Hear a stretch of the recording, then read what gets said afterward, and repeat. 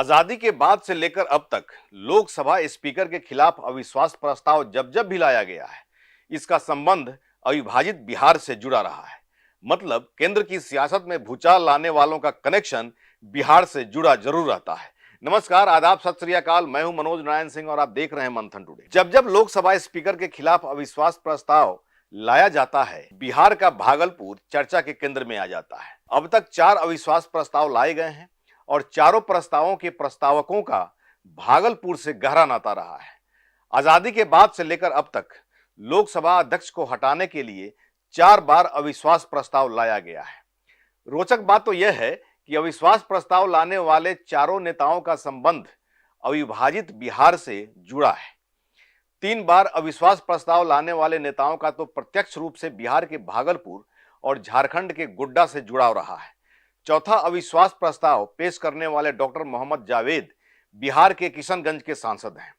वर्तमान लोकसभा अध्यक्ष ओम बिरला के खिलाफ अभी जो अविश्वास प्रस्ताव पेश किया गया, उसे आधिकारिक तौर पर कांग्रेस के किशनगंज से सांसद डॉक्टर मोहम्मद जावेद ने पेश किया। सांसद डॉक्टर मोहम्मद जावेद का जन्म और शिक्षा भागलपुर में हुई है। भागलपुर के जवाहरलाल नेहरू मेडिकल कॉलेज से उन्होंने MBBS की पढ़ाई की है। 1987 में तत्कालीन लोकसभा अध्यक्ष बलराम जाखड़ के खिलाफ अविश्वास प्रस्ताव लाया गया था। इस प्रस्ताव को पेश करने वाले कम्युनिस्ट पार्टी के सोमनाथ चटर्जी थे। भले ही वे पश्चिम बंगाल के पॉलिटिशियन थे, लेकिन बिहार के भागलपुर की गलियों से उनका कनेक्शन रहा है। सोमनाथ चटर्जी के पिता निर्मल चंद्र चटर्जी प्रख्यात वकील और हिंदू महासभा के नेता थे। उन्होंने अपनी स्कूली पढ़ाई से लेकर युवावस्था का एक बड़ा समय भागलपुर में बिताया था। उनके परिवार के कई सदस्य भागलपुर में बड़े पदों पर थे। संयोग की बात यह है कि उस अविश्वास प्रस्ताव को विफल करने में जिन नेता का सबसे बड़ा योगदान रहा, वो भागवत झा आजाद थे। आजाद भागलपुर से सांसद रहे थे और बाद में बिहार के मुख्यमंत्री भी बने थे।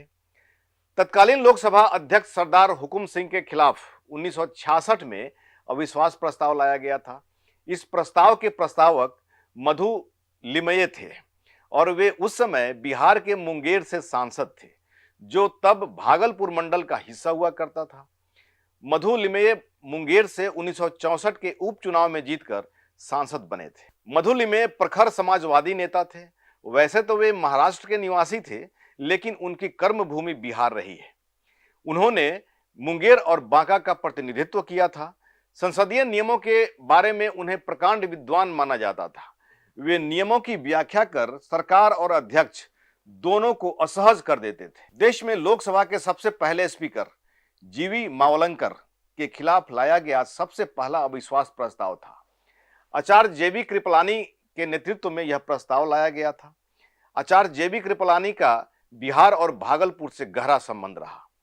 आजादी के आंदोलन के समय JB कृपलानी ने भागलपुर में काफी समय बिताया था और इस क्षेत्र में उनके कई अनुयायी भी थे। ऐसे ही खबर देखने के लिए देखते रहिए मंथन टुडे। हमारे चैनल को लाइक करिए, सब्सक्राइब करिए और अधिक से अधिक लोगों तक शेयर करिए। बहुत बहुत शुक्रिया।